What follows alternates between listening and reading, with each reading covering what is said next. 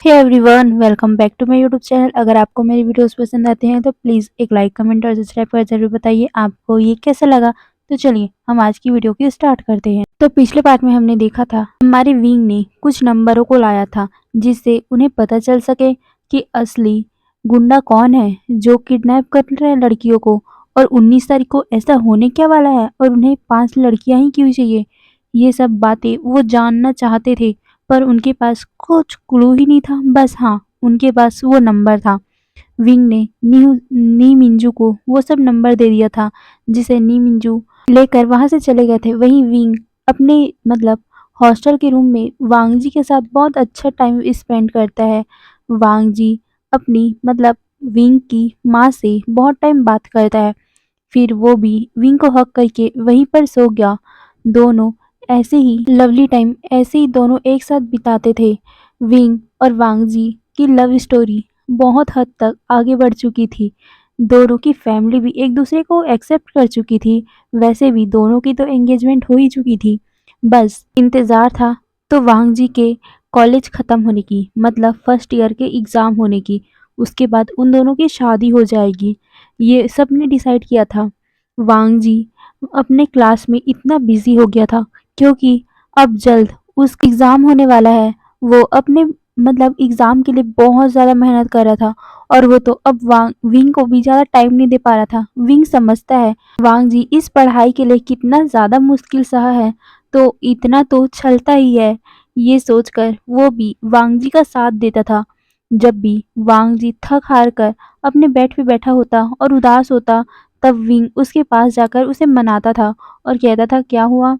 वांग जी उसके सीने पे सर रख के बोलता था, ये पढ़ाई मुझसे नहीं हो रहा है, कितना ज़्यादा लोड हो रहा है, मेरा सर दुख रहा है। ये बोलकर वो अपने सर को मसाज कर रहा था। पर विंग जब ये देखता है कि वांग जी के सर में दर्द हो रहा है, वो उसके सर को दबाते हुए कहता है, कोई बात नहीं, मैं तुम्हारे सर दर्द को यूँ गायब कर देता हूँ। ये बोल उसके धीरे-धीरे सर में किस करने लगा, दबाने लगा, और फिर उसके पूरे किस में करते-करते उसके होठों पे किस करने लगा। वांग जी देख रहा था कि विंग कैसे उसे किस कर रहा है, और उसके साथ-साथ उसका हाथ कहाँ जा रहा है। वो उसका हाथ वांग जी के पूरे शरीर में घूम रहा था। वांग जी उसे दूर होते हुए कहता है, विंग मत करो ना, देखो ना मुझे कितना ज़्यादा टेंशन है। तुम्हें पता है ना 1 सप्ताह बाद मेरा एग्ज़ाम है, मुझे बहुत टेंशन हो रही है। पर विंग कहता है, लैंज़ैन टेंशन मत लो, तुम्हें पता है मैं जब एग्ज़ाम देता था ना, मैं फ्री माइंड से देता था। जब मुझे मन करता तब मैं पढ़ता था, और जब मुझे मन नहीं करता था तो मैं आराम से कहीं खेलने चला जाता था। इससे माइंड भी फ्रेश रहता था, और तुम फ्रेश माइंड से जितना पढ़ोगे उतना तुम्हें ज़िंदगी भर याद रहेगा। और अगर तुम लोड लोगे, उसी को पढ़ते रहोगे बार-बार, जितना लोड लोगे पढ़ाई में उतना ही तुम भूलते जाओगे। इसीलिए तुम अपना ध्यान से एकदम अच्छे माइंड से उसे पढ़ोगे, वो तुम्हारी ज़िंदगी भर याद रहेगा। और पढ़ाई इसलिए थोड़ी ना की जाती है कि तुम पास हो, बल्कि पढ़ाई तो इसलिए की जाती है क्योंकि हमें ज़िंदगी में उसे आगे यूज़ करना है। लैंज़ैन ये बोलकर विंग लैंज़ैन का फेस पकड़ता है और कहता है, मैं तुम्हें एक चीज़ बताता हूँ, ओके? ये शायद इस दुनिया की अब सच्चाई बन गई है। तुम्हें पता है, बच्चे पेरेंट्स के डर से वहाँ एग्ज़ाम के टाइम तो इतना पढ़ते हैं, अगले दिन उनकी तबीयत भी खराब हो जाती है। ऐसे नहीं पढ़ना चाहिए। तुम्हें पता है, बच्चे जब एग्ज़ाम होता है तब इतना पढ़ते हैं और लोड लेते हैं, टेंशन लेते हैं, और जब अच्छा मार्क्स आता है तो खुश रहते हैं। पर वहीं अगर बुरा मार्क्स आ जाए, उनको डिप्रेशन हो जाता है। वहीं अगर तुम खुले माइंड से पढ़ो, अगर तुम अपने दिल से पढ़ोगे, अगर तुम थोड़ा टाइम पढ़ाई को दोगे, थोड़ा खुले आसमान में बैठकर आराम से अपने दिमाग को शांत रखोगे, तो तुम्हें दिल से खुशी मिलेगी। तुमने जितनी मेहनत की है, उतना एग्ज़ाम में किया है। और अगर तुम लोड लोगे, अगर तुम बोलोगे कि मैं इतना ज़्यादा पढ़ रहा हूँ, इतना ज़्यादा पढ़ रहा हूँ, मुझे पास होना है, अच्छे नंबर से पास होना है, और अगर तुम्हारा वो रिज़ल्ट नहीं आया तो तुम डिप्रेस हो जाओगे ना। ऐसा मत करो। अगर तुम चाहते हो ना तुम पास हो जाओ, मुझे पता है तुम पास हो जाओगे, अच्छे नंबरों से पास हो जाओगे, पर पढ़ाई से ज़्यादा अपनी हेल्थ पर भी तो ध्यान दो ना। वांग जी अपना सर नोट करता है। विंग उसको गले से लगाते हुए बोलता है, तो फिर आज तुम पढ़ाई नहीं करोगे। वांग जी कहता है, पर क्यों? विंग कहता है, तुमने आज सुबह से कितना ज़्यादा पढ़ाई किया है, अब अब शाम का टाइम तुम मेरे लिए दोगे। वांग जी कहते हैं, पर वो आगे कुछ बोलता, विंग उसके होठों पे एक पैक करते हुए बोलता है, शांत रहो, मैंने कहा ना तुम अभी फ्री टाइम इस्तेमाल करोगे। मुझे पता है तुम कितना टाइम से पढ़ रहे हो, ऐसा पढ़ा नहीं जाता। अगर तुम इतना ही ज़्यादा अपने माइंड में पढ़ाई को घुसाते रहोगे तो वो घुसेगा थोड़ी ना। ये बोलकर वो हल्का सा स्माइल करता है। तुम्हें पता है मैं क्या सोचता हूँ? मेरा मानना है जितना पढ़ो उतना तुम्हारे दिमाग में रहना चाहिए, इतना भी ना पढ़ो कि वो तुम्हारे दिमाग से निकल ही जाए। वांग जी उसकी बात सुन रहा था। विंग एग्जाम्पल देते हुए बोलता है, अब तुम ही बताओ, कुम्हार जब घड़ा बनाता है ना तो वो धीरे धीरे आंच में बनाता है, अगर वो तेज आंच में उस घड़े को बनाएगा तो वो घड़ा तो वहीं पर फूट जाएगा ना। वांग जी उसको बात तो समझ रहा था, मतलब आपके दिमाग में अगर आप धीरे-धीरे करके वो चीज़ को डालोगे, तो वो चीज़ रहेगा, पर अगर एक साथ बहुत सारी चीज़ें एक साथ डाल दोगे ना अपने दिमाग में, वो निकल जाएगा। इसीलिए मेरा भी मानना है कि ज़्यादा एक साथ पढ़ना बिल्कुल नहीं चाहिए।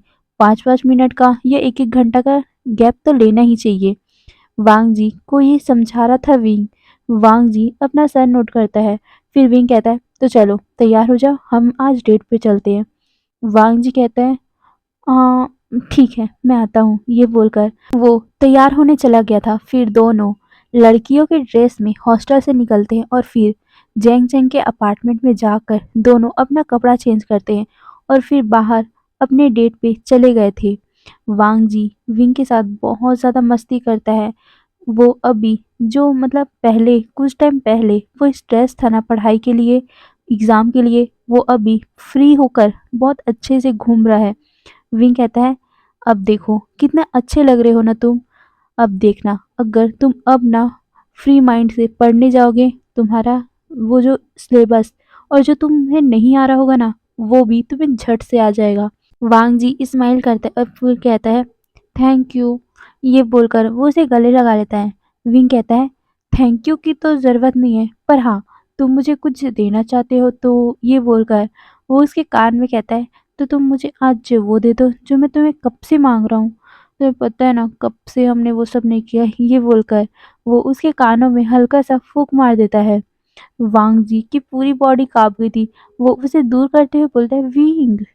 विंग कहता है, प्लीज ना, तुम्हें पता है ना हमने कितने दिन पहले वो सब किया था, कितने महीने पहले वो सब किया था। वांग जी कहता है, पर विंग मुझे डर लगता है अगर कुछ हो गया तो। जब से मुझे पता चला कि मैं प्रेग्नेंट हो सकता हूँ मुझे डर लगता है। विंग कहता है, मैं सेफ्टी रखूंगा ना। विंग की बात सुनकर वांग जी थोड़ा हिचकिचा रहा था, पर विंग कहता है, क्या तुम नहीं चाहते? वांग जी कहता है, अरे नहीं ऐसी बात नहीं है, पर मुझे ना सच में डर लगता है। ये बोलकर वो विंग की आंखों में देख रहा था। विंग कहता है, लंजन प्लीज ना, आज बस प्लीज, बहुत मन है। ये बोलकर वो उसके होठों पे करेस कर रहा था। वांग जी उसके आंखों में देख पा रहा था वो कितना ज़्यादा सैड हो रहा है। वांग जी कहता है, ओके ठीक है। ये बोलकर वो अपने मतलब फेस को दूसरी तरफ टर्न कर लेता है। वांग जी की बात सुनकर ना विंग खुश होते हुए बोलता है, सच्ची? तो ठीक है। ये बोलकर वो उसका हाथ पकड़ के सीधा अपने कार की तरफ ले जाता है। वांग जी कहते हैं, क्या हुआ, इतनी जल्दी कहाँ ले जा रहे हो? विंग कहता है, हमें ज़्यादा टाइम वेस्ट नहीं करना चाहिए। ये बोलकर वो सीधा उसे कार में बैठाता है और एक होटल में, एक बड़े से होटल में ले जाकर उसमें रूम बुक करता है। वांग जी शॉक था। विंग को क्या इतना ज़्यादा मतलब उसकी तलब हो रही थी, वो थोड़ा सा भी नहीं रुका। वांग जी ये सब सोच रहा था, उसका पूरा नेक रेड हो रहा था। वो सोच रहा था कि विंग कैसा है, पर वो कुछ भी नहीं बोलता क्योंकि उसको भी मन था, पर वो डर के कारण वो कुछ नहीं बोल पा रहा था। वहीं विंग जल्दी से उसे होटल रूम में ले जाता है और कहता है, तुम पक्का मान गए ना? वांग जी अपना सर नोट करता है पर कहता है, विंग वो कुछ होगा तो नहीं ना? विंग कहता है, मैं सेफ्टी रखूँगा ना, अगर तुम्हें डर है तो नहीं करते, ये बोलकर वो वांगजी की आँखों में देखता है, पर वांगजी कहता है, नहीं, ठीक है, तुम वो सेफ्टी रखोगे ना? वांगजी की बात सुनकर विंग अपना सर नोट करता है और फिर दोनों एक दूसरे को किस करने लगे। और कब वो किस इतना ज़्यादा पैशनेट हो गया कि उन दोनों को पता भी नहीं चला वो दोनों कब बेड पे आ गए और कब उनके पूरा रात वहीं उस होटल रूम में गुजर गया। वांगजी बहुत ज़्यादा घबरा रहा था, पर विंग का जैसे ही उसने मतलब विंग ने जैसे ही उसे टच किया ना, उसकी पूरी घबराहट चली गई। वो दोनों बहुत अच्छे से वो रात बिताते हैं।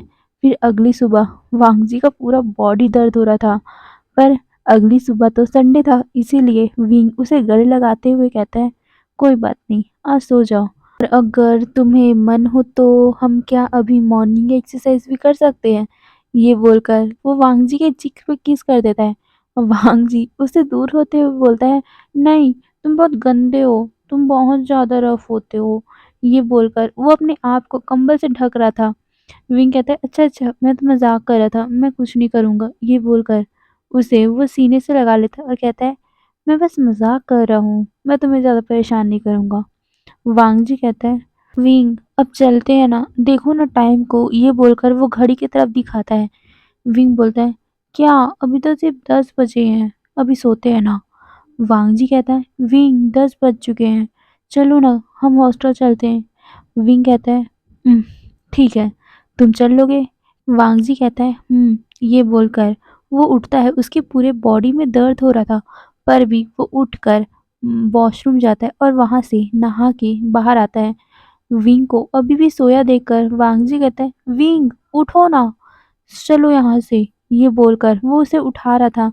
विंग कहता है, 5 मिनट ना, मैं थका हुआ हूँ, तुम्हें पता है ना, मैं कल पूरी रात नहीं सो पाया।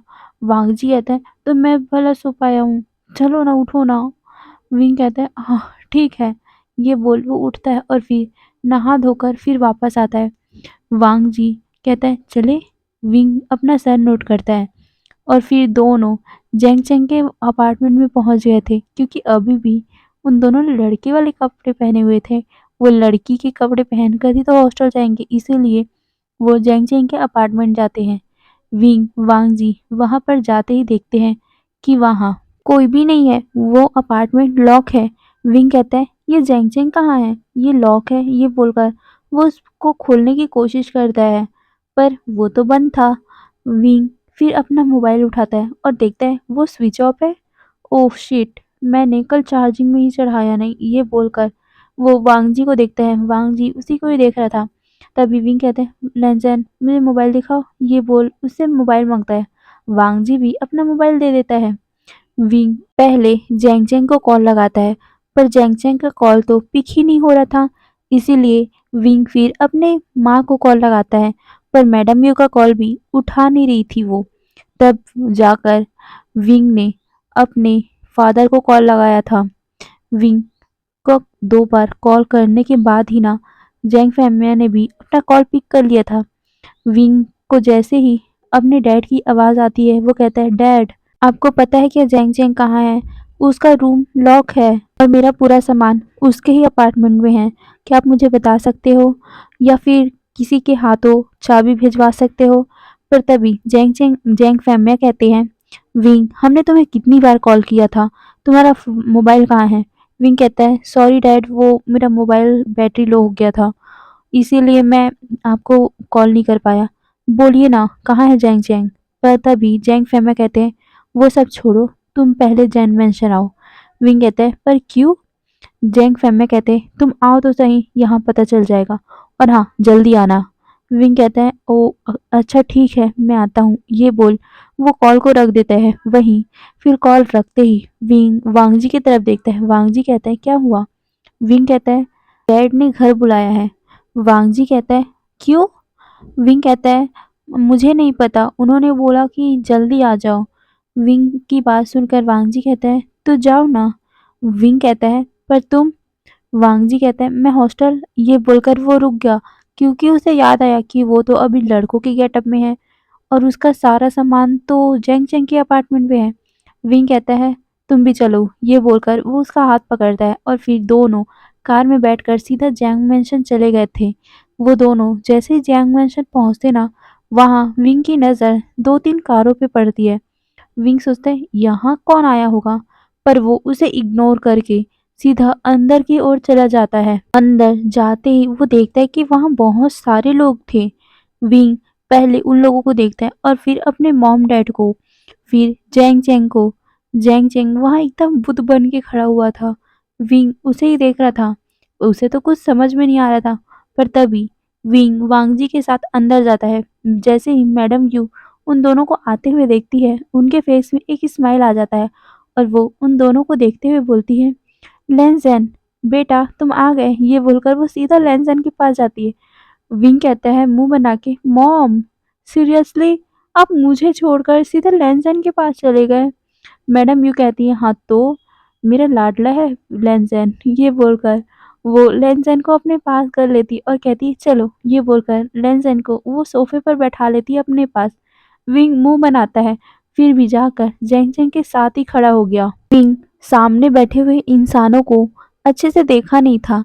वो जेंग जेंग से बोलता है, ये क्या हो रहा है, यहाँ इतने लोग क्यों आए हुए हैं और तुम ऐसे क्यों खड़े हुए हो। ये बोलकर वो जैंग जैंग की तरफ देखता है और फिर सामने जितने भी लोग थे उनकी तरफ एक एक करके निगाह डालने लगा।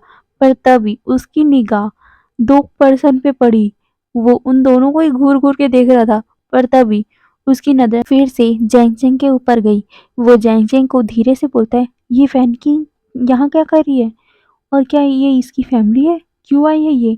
ये बोलकर वो जैंग चैंग को हल्का हल्का सा कोहनी मारा था और बोल रहा था, बोलो ना क्यों आए हैं ये सब।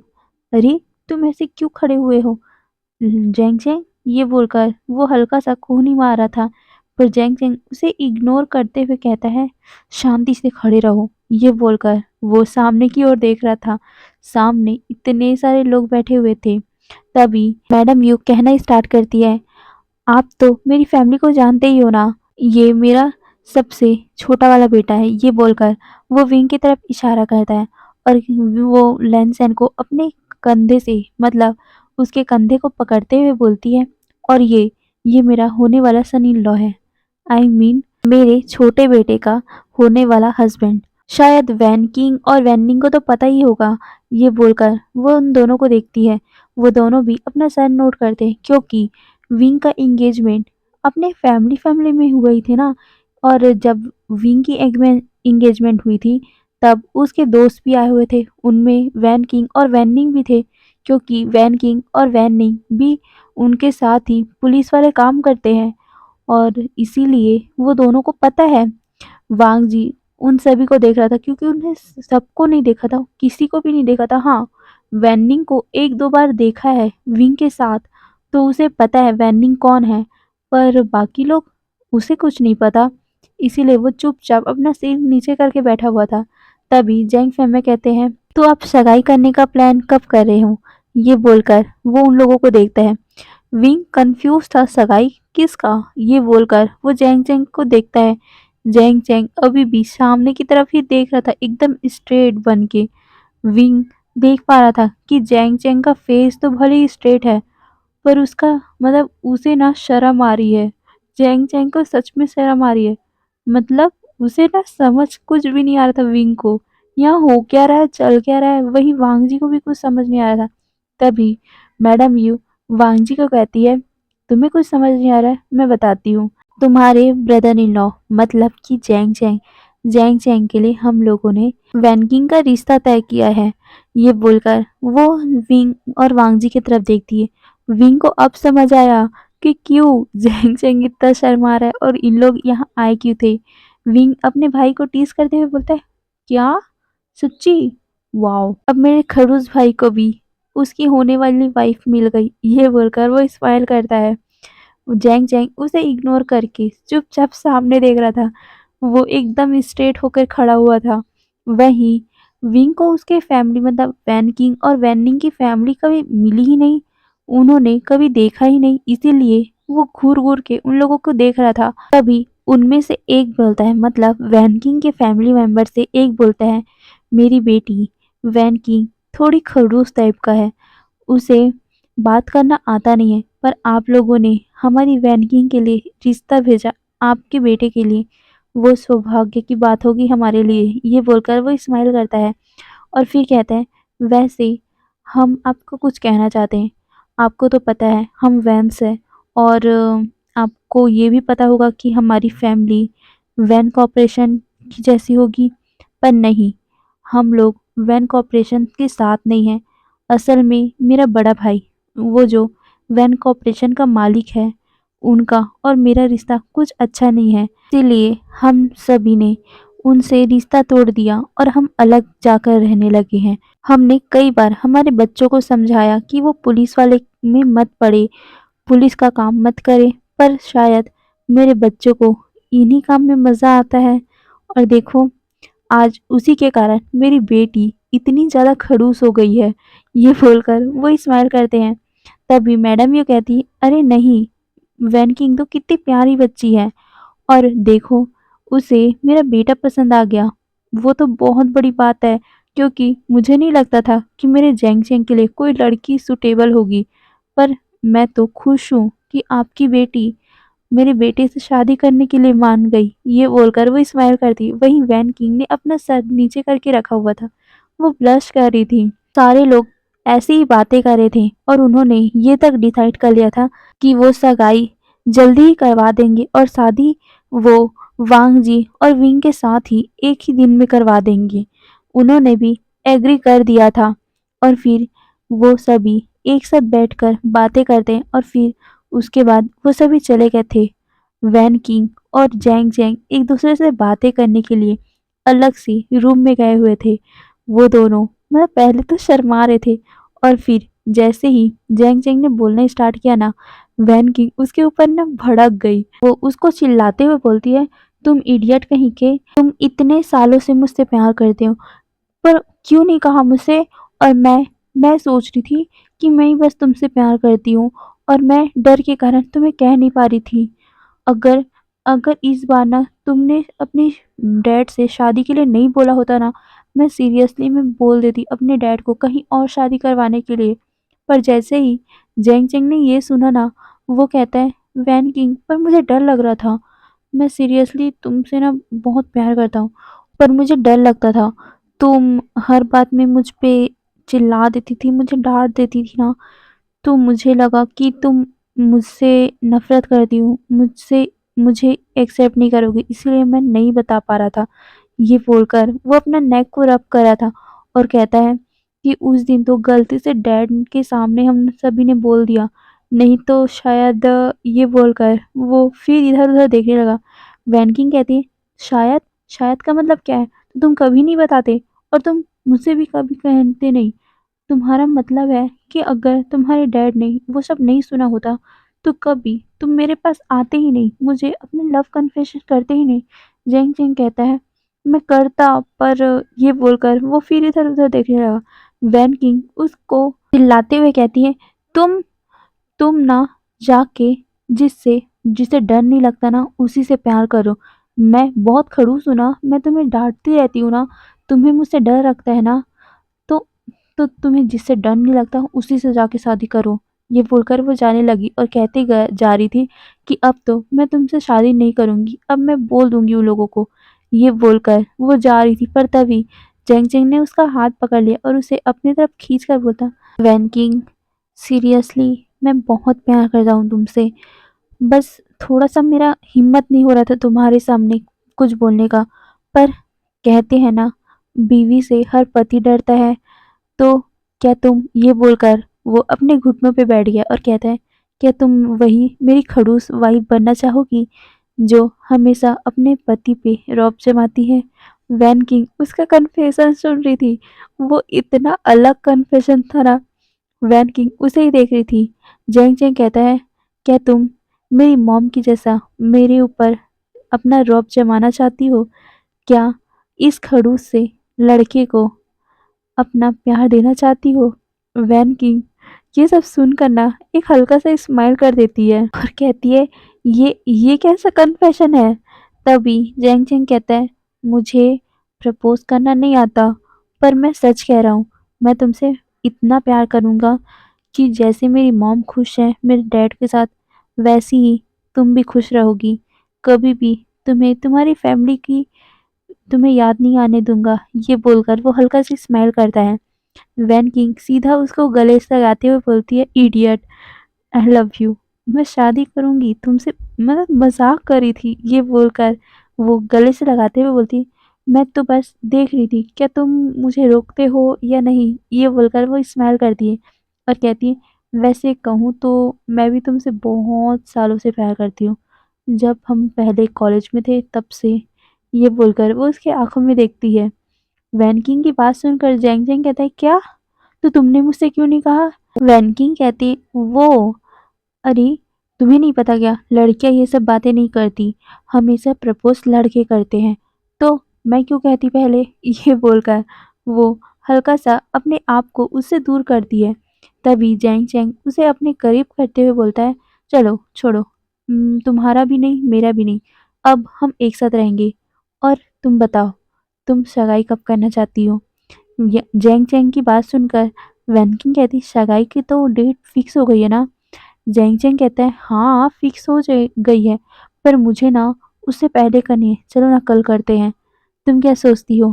पर वैन की कहती है, क्या क्या कहा तूने, कल? मुझे इतनी जल्दी तुम्हें अपना पति नहीं बनाना, खड़ूस इंसान को। मैं भी तो चाहती हूँ कि मैं कोई दूसरे लड़के के साथ डेट करूँ, तो सगाई के और शादी तक का तो थोड़ा-सा टाइम मुझे दूसरे लड़कों को भी देना चाहिए ना। ये बोलकर वो स्माइल करती है। जैंग जैंग जब ये सुनता है ना, वो उसके कमर को पकड़ के अपनी तरफ खींचता है और कहता है, सोचना भी मत, अब तुम सिर्फ मेरी हो गई हो। ये बोल वो सीधा उसको किस करने लगा। दोनों किस करते करते इतना ज़्यादा पैसिनेट हो गए थे कि उन्हें पता भी नहीं चला उस रूम में कब कोई आ गया। विंग खांसते हुए बोलता है, अरे हो गया तुम लोगों का, कितना करोगे? देख लो, वैन किंग वो तुम्हें अभी से मार डालेगा, तो शादी के बाद क्या हालत करेगा तुम्हारी? वैन किंग जब विंग की आवाज़ सुनता है ना, मतलब विंग की आवाज़ सुनती है, वो जेंग जेंग से अलग हो गई और वो अपने आप को छुपाने लगी। तभी जेंग जेंग विंग की तरफ गुस्से से देखते हुए बोलता है, तुम नॉक करके नहीं आ सकते थे? विंग कहता है, ओह, नॉक करके? ये मेरा भी रूम है, याद है ना तुम्हें? जेंग जेंग कहता है, वो सब छोड़ो, तुम यहाँ आए क्यों हो? विंग कहता है, ओह हाँ, मैं तो तुम दोनों के चक्कर में भूल ही गया था। माँ ने तुम दोनों को नीचे बुलाया है। वो कह रही है कि सगाई आज ही कर लेते हैं, किसी को ज़्यादा इंतज़ार नहीं हो रहा है। ये बोलकर वो सीधा नीचे भाग गया। वहीं जेंग जेंग ये सुनता है ना कि सगाई आज ही हो रही है, वो खुश हो गया। वहीं वैन की जेंग जेंग की तरफ देखने लगी। वो भी शॉक थी कि सगाई तो कुछ दिन बाद होने की बात हुई थी ना, तो इतनी जल्दी सगाई कैसे? पर जैसे ही जेंग जेंग को याद आया कि उन्होंने तो बोला था ना कि कुछ दिनों बाद होगा, तो अचानक से ये कैसे? ये सोचते हुए वो नीचे की तरफ जाता है। विंग ने अपनी माँ और पूरी फैमिली को चीख-चीख के बता रहा था कि जेंग जेंग सगाई आज करना चाहता है। उसे वेट नहीं हो रहा है, ये बोलकर वो अपनी माँ से और बाकी लोगों से बोल रहा था। जेंग जेंग जब ये देखता है ना कि विंग ने उन लोगों से झूठ बोला और खुद, मतलब विंग ने उससे भी तो झूठ बोला ना, वो विंग को गुस्से में देखते हुए बोलता है, विंग ये क्या बोल रहे हो? पर विंग कहता है, क्या तुम्हें नहीं करना? ओके माँ, इसे सगाई नहीं करना। पर जेंग जेंग कहता है, अरे नहीं, सगाई करना है। सारे ये सब सुनकर हंसने लगे थे। वहीं बाकी लोग डिसाइड करते हैं कि सगाई 2-3 दिन बाद होगा। सारे ये बोलकर वहां से चले गए थे। वहीं आज लैंसन जंग मेंशन में ही रुक गया है, क्योंकि रात होने वाली है और ऐसे रात में हॉस्टल तो नहीं जा सकते ना, इसीलिए उन्होंने आज वांगजी को वहीं रहने को कह दिया था। वांग जी और सारे लोग वहीं पर बैठे हुए थे, सारे डिनर भी कर रहे थे। तभी मैडम यू कहती है, अरे हाँ, मैंने तो सोचा ही नहीं। देखो, अब तो जैंग चैंग और विंग दोनों की शादी होने वाली है, तो हम रूम कैसे करेंगे? तभी जैंग फैमी कहते हैं, रूम का क्या करना है? मैडम यू कहती है, अरे ये दोनों एक साथ रहते हैं ना रूम में, तो शादी के बाद थोड़ी ना रहेंगे, तो इनके लिए अलग रूम डिसाइड करना पड़ेगा ना। तभी विंग कहता है, मॉम मैं तो वही रूम में रहूंगा। पर जैंग कहता है, नहीं वो मेरा रूम है, तो मैं रहूंगा। तभी दोनों इस बात पे लड़ने लगे। मैडम यू उन दोनों को शांत करवाते हुए बोलती, शू, चुप रहो तुम दोनों। तभी वो वांगजी की तरफ देखते हुए बोलती है, बेटा तुम कौन से रूम में रहोगे? वांग जी कंफ्यूज हो गया था। वो कौन से रूम में रहेगा, मतलब क्या है? मैडम यू उसको देखते हुए बोलती है, लैंज़ैन शादी के बाद तुम यहीं आओगे, तो बताओ तुम्हारा रूम कैसा बनवाऊं, कैसे रहना चाहते हो तुम? लैंज़ैन तो कुछ भी बोल नहीं पाया था, वो विंग की तरफ देख रहा था। विंग लैंज़ैन का हाथ पकड़ता है और कहता है, लैंज़ैन बताओ ना, तुम कैसा रूम चाहते हो? माँ हमारे लिए हमारा पर्सनल रूम डिकोर करना चाहती है ना? लैंसन कहता है, मुझे नहीं पता, आप जैसा भी कर दो। विंग कहता है, तुम बताओ ना, तुम्हारे मनपसंद। छोड़ो मैं ही बताता हूँ। मॉम इसको ना बड़ा सादा सिंपल पसंद है, सब तरफ सादा सिंपल, और इसका हर चीज़ जगह पे होना चाहिए। और मेरा रूम ना बनी के स्टाइल में बनाना, ओके? मैडम ये कहती, बनी के स्टाइल में? ठीक है, फिर इसी को ही डन करते हैं। तो चलिए आज के लिए इतना ही, अगले पार्ट में देखेंगे क्या होगा। और आज के लिए बाय बाय।